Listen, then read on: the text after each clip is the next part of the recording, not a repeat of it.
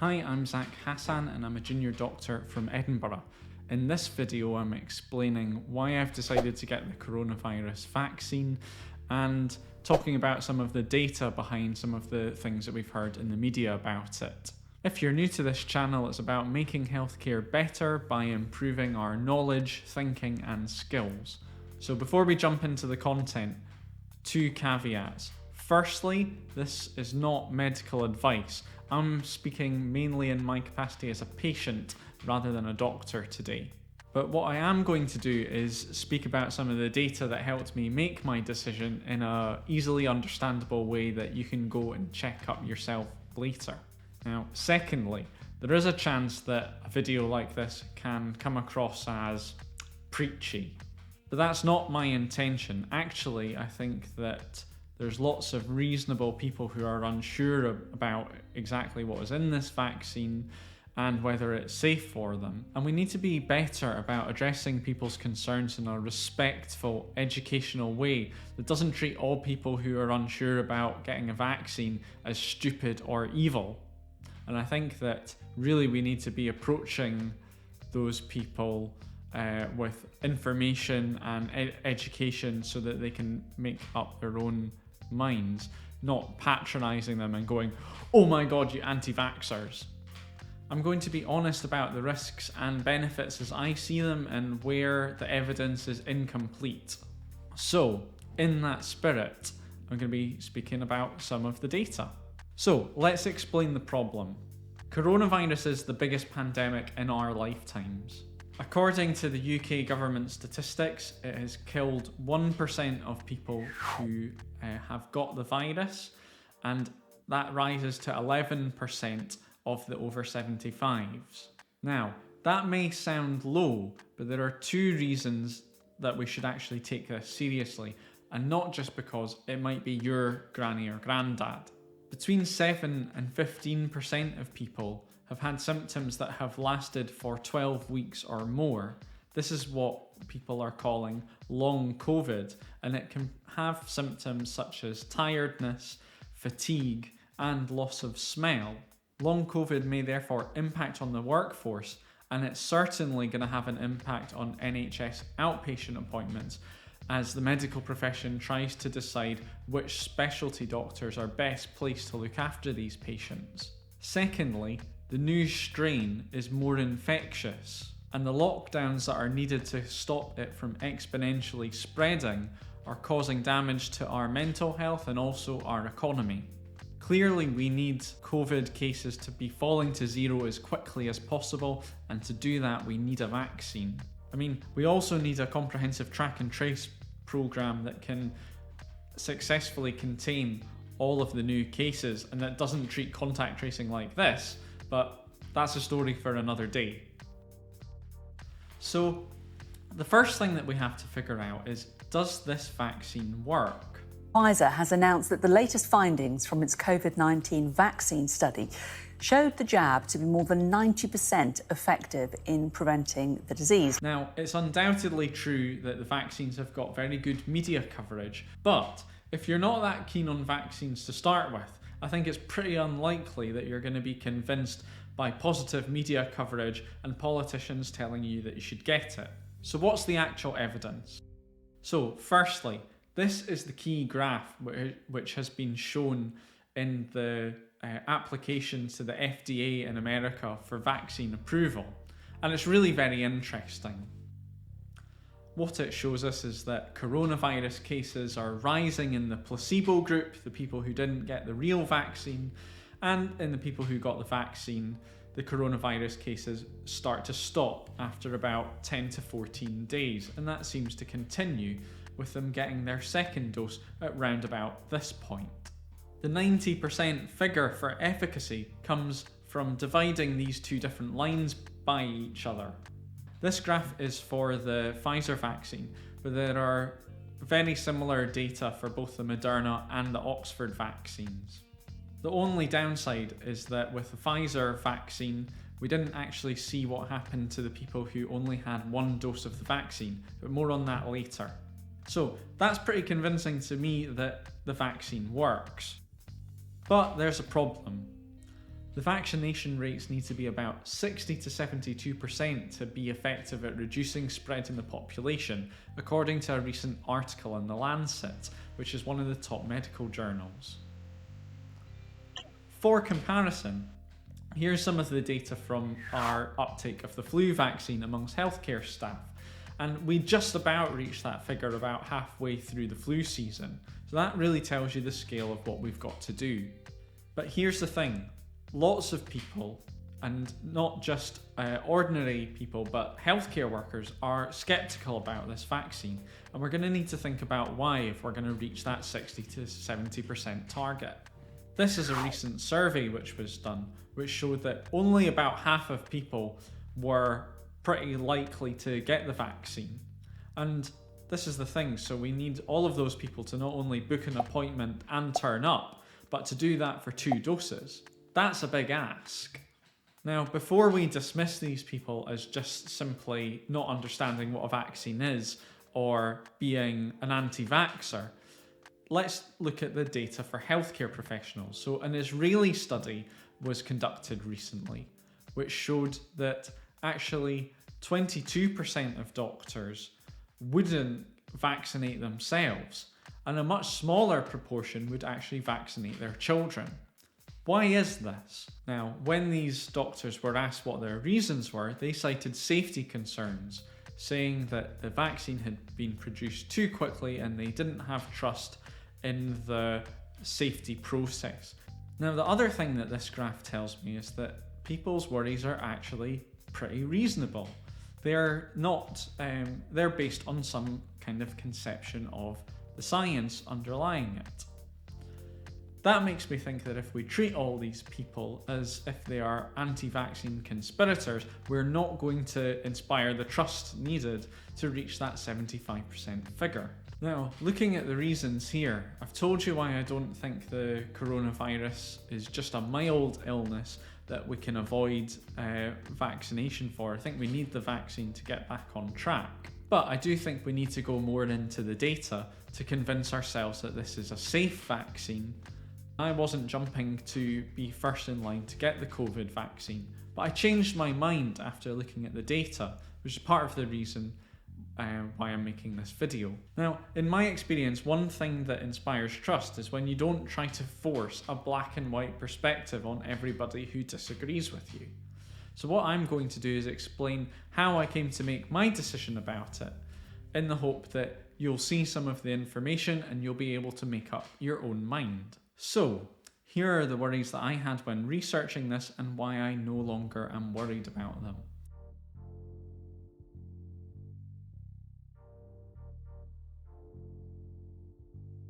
Firstly, are mRNA vaccines safe? So a lot of worries seen in the media can be traced back to the idea that this is a new kind of vaccine which uses mRNA technology. And this ranges from fear of autoimmune diseases to the vaccine interfering with your DNA. First thing to notice is that mRNA is actually a natural thing, where DNA is your genetic code and contains your genes. mRNA is a temporary genetic code which is used to actually process the proteins that those genes tell your cells to make. Now, when the mRNA is being used as a vaccine, it is making the viral protein which enables your immune system to recognize it. Unlike traditional vaccines, it's actually not even going into the part of the cell where the genetic code is contained. So that actually makes me think that this is much safer from that perspective. mRNA vaccines are also not completely new. They've been used for Zika virus, the flu virus, and the rabies virus without any autoimmune side effects. I'd be comfortable getting a vaccine for any of those diseases, so it makes sense that I'm comfortable getting the mRNA vaccines for the coronavirus too. However, if you want a more traditional vaccine, that would be in the form of the Oxford vaccine.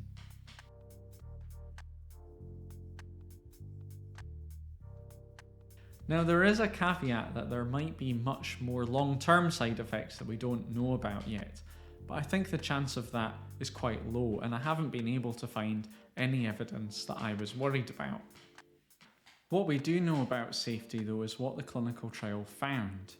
Here is a table of the serious adverse effects that happened in more than 1% of people. What we can see is that for the serious adverse events, which is really what you're interested in, it was about 0.1% of people who were actually having this reaction in 15,000 people who were given the vaccine. What's more interesting is that the number of people who were having those severe adverse effects wasn't actually higher broadly than people who were getting the placebo. What that means is that people who got the placebo, the vaccine with nothing in it, were just as likely to have a severe reaction or a severe adverse side effect as people who actually received the vaccine. So that is really reassuring. Now, if you're worried about the potential for mRNA to cause autoimmunity, now I've already explained that that doesn't happen in Zika, rabies, and the flu, but what I found was that there's actually a risk from getting coronavirus of developing an autoimmune disease. There's a systematic review which found 33 cases of this. So that means that on the one hand we have the vaccine, which shows that there's no recorded cases of autoimmune diseases happening, and coronavirus by itself without being vaccinated, where 33 people worldwide have actually developed an autoimmune condition. So that really settled it for me that I would rather get the vaccine than take my chances with COVID. It's also worth saying that the two nurses who had allergic reactions to getting the vaccines both had a history of allergies, and that's why Chris Whitty came out and said, well, you probably shouldn't get this vaccine if you've got a history of allergy. But apart from that, everybody who's being offered the vaccine should be getting it, and I would definitely trust in that process. Why have the government changed the dosing schedule so that the second dose is given much later? The short answer is basically, I don't know, because I'm not in the government. It's worth saying that the way this decision was communicated is a prime example of how quickly a government can lose public trust if it doesn't get its communications right. As initially, even some experts were uncomfortable with the changing in the dosing schedule. However, I can actually see some logic here and felt reassured by looking at the data. If we go back to this graph of the vaccines, we can definitely see that there is some effect of the vaccine before the second dose is given. Now, because this graph shows people who got 2 doses, we can't say what would have happened if they'd only got 1 dose.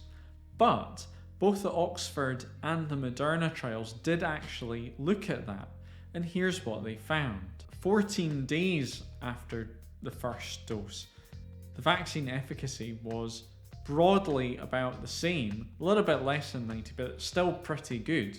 We have to bear in mind, if we're doing that calculation earlier in the process after people have just got the vaccine, well, the vaccine takes time to work, so of course the efficacy is going to be lower in the first couple of weeks compared to after the first couple of weeks.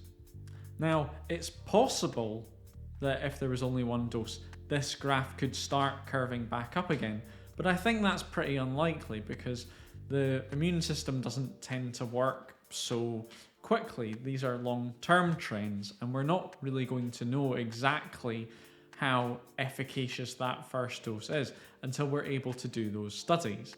But it's worth saying that in the Oxford trial, there was actually a higher efficacy in people that had their 2 doses spread further apart compared to the people who had them closer together.